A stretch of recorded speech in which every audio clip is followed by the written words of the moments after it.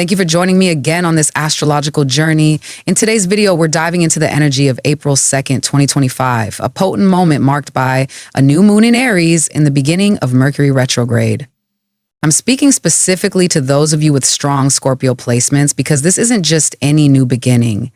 This is a call to recalibrate, to clear space, and to take deliberate action. If you're a Scorpio, you already know transformation isn't foreign to you, but it's rarely easy. This time, however, the universe is offering you a window to shift things, not because you have to, but because you're finally ready to stop living the way you once did. So what exactly is this new moon asking of you? And how might Mercury retrograde not block, but actually deepen your path forward? Let's get into the details. For Scorpio, this new moon lands in your 6th house, the area of your chart that governs daily routines, health, productivity, and the structure of your everyday life.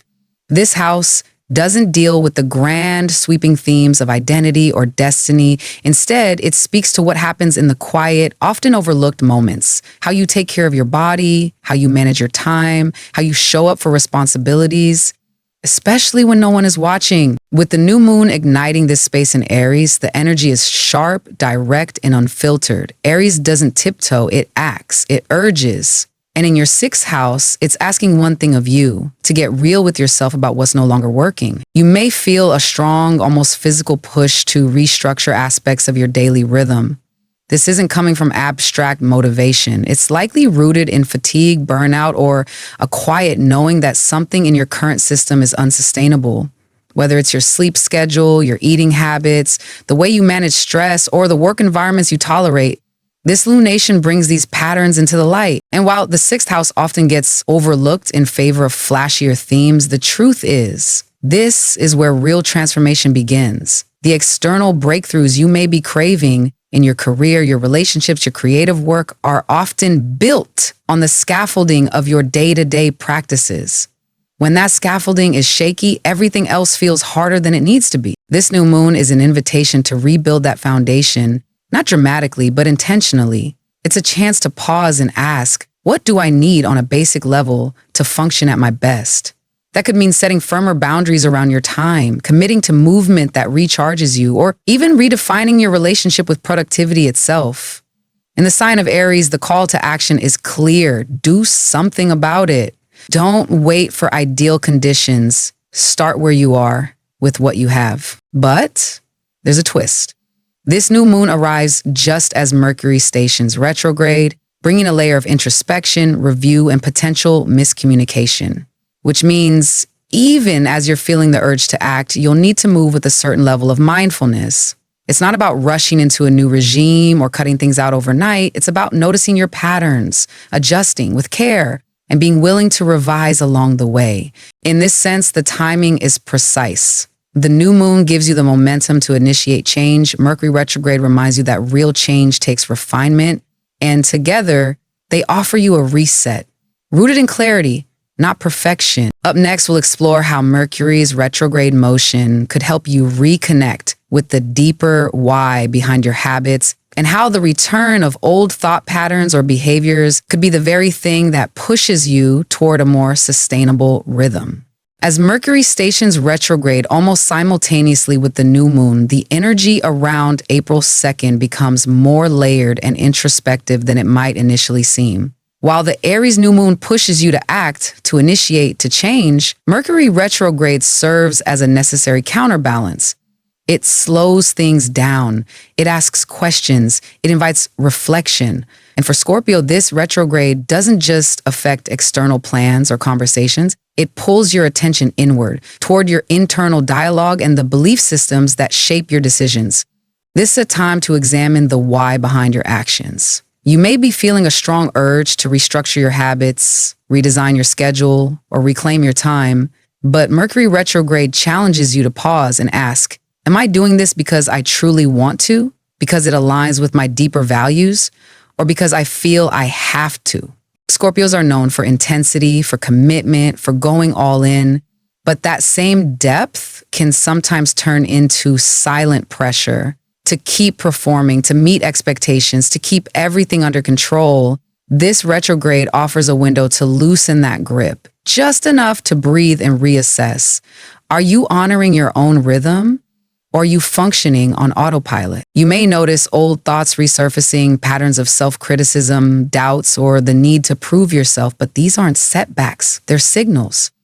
Mercury retrograde doesn't bring these voices back to punish you, it brings them back so you can witness them consciously and choose differently. In the realm of communication, misunderstandings are more likely now, especially in work contexts or in conversations where responsibility, timing, or logistics are involved. Clarity may feel harder to come by, and your usual sharp instincts might feel momentarily dulled. This isn't a flaw in your perception. It's an invitation to slow down, to listen more than you speak, and to resist the urge to react from a place of defense. Use this time to review rather than rush. If you're setting new routines or redefining your priorities, as the new moon encourages, approach those changes like drafts, not declarations. Be open to revising your choices as new information surfaces. Mercury retrograde isn't about halting movement. It's about making sure your movement is aligned. In the next section, we'll explore how Venus in Aries may be stirring your emotional life and how desire, when paired with self-awareness, can become a compass instead of a distraction. With Venus currently moving through Aries, the tone of love, connection, and desire shifts into a more impulsive, fiery, and self-directed energy. And for you, Scorpio, this hits a unique chord. While you're no stranger to intensity in matters of the heart, Venus in Aries activates a different kind of emotional frequency, one that values freedom, speed, and directness over depth and slow-burning connection. This isn't necessarily your comfort zone. You tend to feel safest when emotions run deep, when trust is earned over time, and when intimacy is built layer by layer. But this transit is stirring something else in you. Perhaps a craving for emotional autonomy or a longing to break free from emotional entanglements that have started to feel too heavy or restrictive. You might notice a restlessness rising in your relationships, even if everything on the surface seems fine. There could be a growing desire to reconnect with your own needs, your own desires, outside of what others expect from you.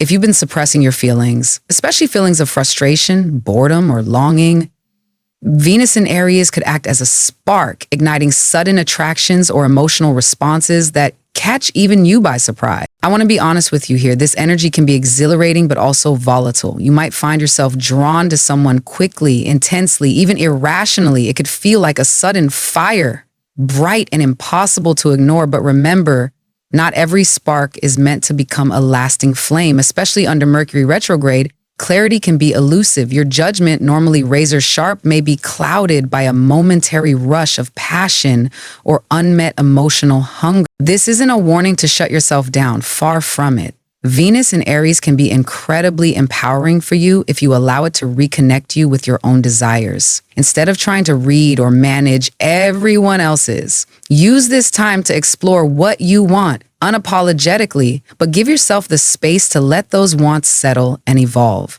Let the fire warm you, not burn you.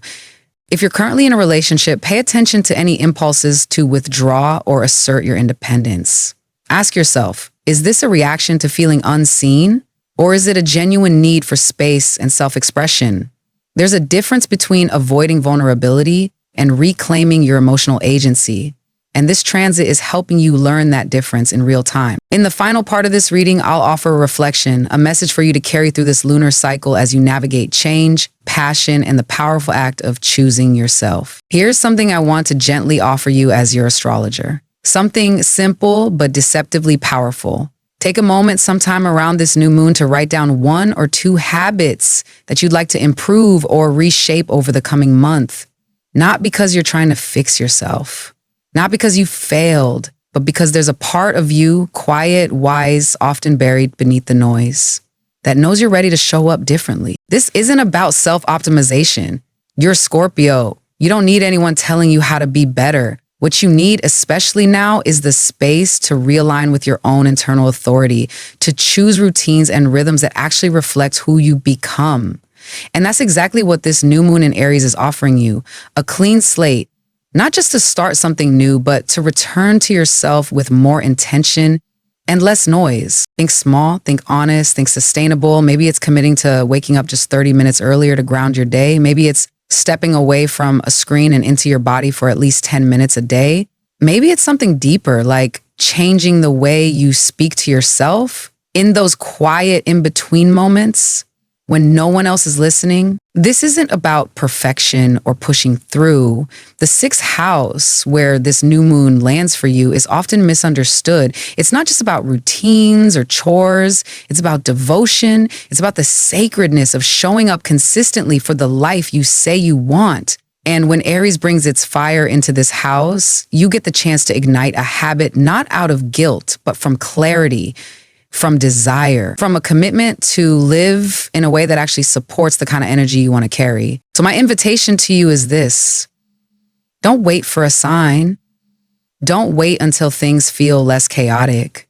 Pick one or two habits that matter to you, not because they make you more productive, but because they make you feel more present, more honest, more rooted in your own energy. Write them down, keep them visible. Let this be a private contract between your current self and the version of you you're becoming. Not a resolution, a quiet return, a reorientation toward the kind of rhythm that nourishes you on your terms. And if you'll allow me to speak to you not just as an astrologer, but as someone who deeply respects the emotional terrain that Scorpio walks every day, then let me say this: I know how exhausting it can be to live with the constant undercurrent of intensity that runs through your system. To feel everything deeply, to process more than you share, to hold the weight of transformation as your baseline. It's no small thing. That's why this new moon's focus on the sixth house, the house of daily rhythm, of embodiment, of service to the self through structure, feels so significant, because this is the part of the chart that offers you an anchor. Not the kind of dramatic phoenix-like rebirth that Scorpio is famous for, but something quieter, slower, and possibly more sustainable. You see, while your natural instinct may be to go deep, to seek catharsis, to wait for the emotional breakthrough that changes everything overnight, this lunation invites a different approach. It says, what if the transformation isn't in the breakdown, but in the repetition?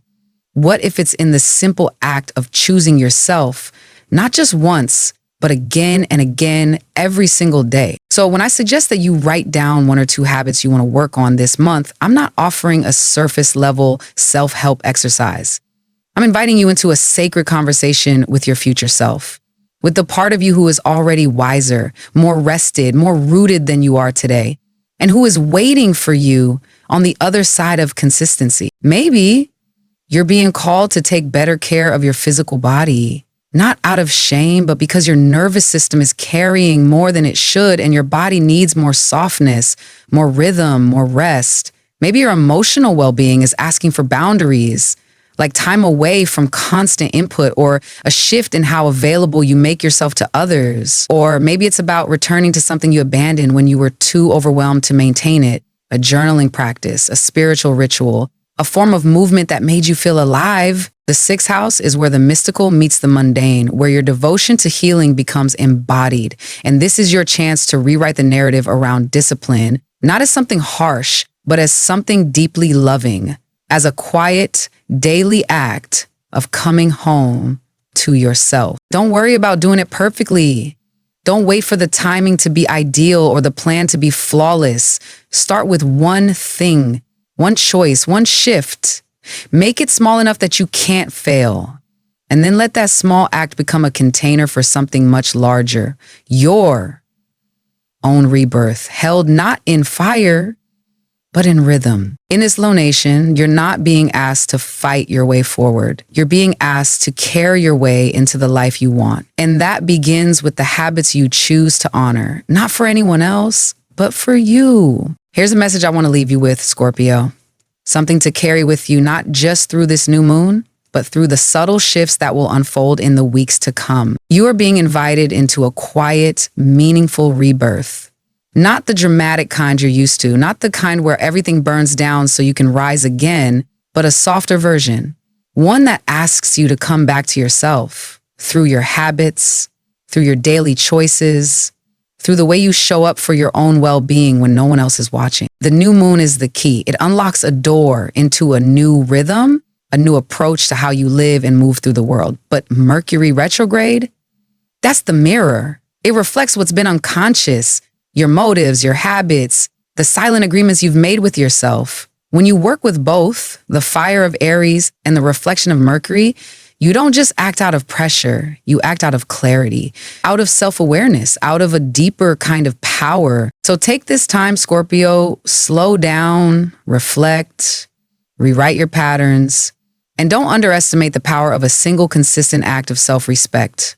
This isn't about control, it's about devotion to yourself, to your truth, to the future version of you who's waiting just on the other side of these small but sacred shifts.